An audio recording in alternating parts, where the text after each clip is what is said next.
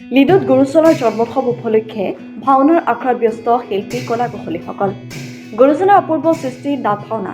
এই দৃশ্য লিডুৰ কেন্দ্ৰীয় নামঘৰ মাৰ্ঘেৰিটা সমজিলাৰ 132টা নামঘৰৰ যৌথ মঞ্চ আৰু লিডু কেন্দ্ৰীয় নামঘৰৰ অতিথ্যত গুৰুজনাৰ 576 সংখ্যক জন্মোৎসৱ এইবাৰ লিডু কেন্দ্ৰীয় নামঘৰত আয়োজন কৰা হৈছে। তদুপলক্ষে দুখনকৈ নাট ভাওনাৰ আয়োজন কৰা হৈছে, এখন স্থানীয় আৰু আনখন নিমন্ত্ৰিত। লিডুৰ স্থানীয় শিল্পীসকলে আখৰাত ব্যস্ত হৈ পৰিছে। মহাপুৰুষ শ্ৰীমন্ত শংকৰ অনুপম সৃষ্টি নাট ভাওনাৰ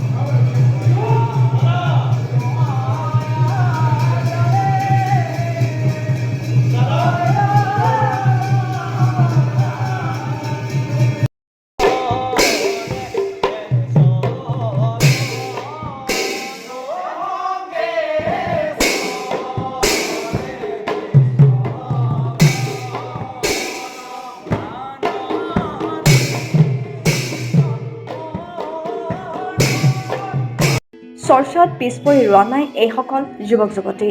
নাট ভাওনাৰ আখৰাত ব্যস্ত মাৰ্ঘেৰিটা আৰু লিডুৰ এইসকল যুৱক যুৱতী। গুৰুজনাৰ জন্মোৎসৱত 13 অক্টোবৰ দিনা মঞ্চস্থ হ'বলগীয়া কোলাচলৰ মুক্তিলাভ শীৰ্ষক নাটভাগী।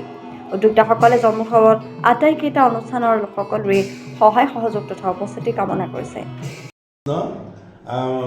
মহাপুৰুষ শ্ৰীমন্ত শংকৰদেৱৰ 576তম জন্ম উৎসৱ ভাগি মাৰ্ঘেৰিটাৰ সমজিলাৰ 132টা নামঘৰ লগ লাগি আমি এবাৰ লিডুৰ কেন্দ্ৰীয় নামঘৰ আতিথ্যত আমি জন্ম উৎসৱ ভাগি অনুষ্ঠিত কৰিবলৈ আমি সিদ্ধান্ত গ্ৰহণ কৰিছোঁ। অহা 12ৰ পৰা 12, 13, 14, 15, 16 পাঁচদিনীয়া কাৰ্যসূচী আমি যুগুত কৰি থৈছোঁ। আৰু ইয়াৰ লগতে সংগতি ৰাখি আমি দুখনকৈ নাট ভাওনাও আমি মঞ্চস্থ কৰিবলৈ সিদ্ধান্ত গ্ৰহণ কৰিছোঁ।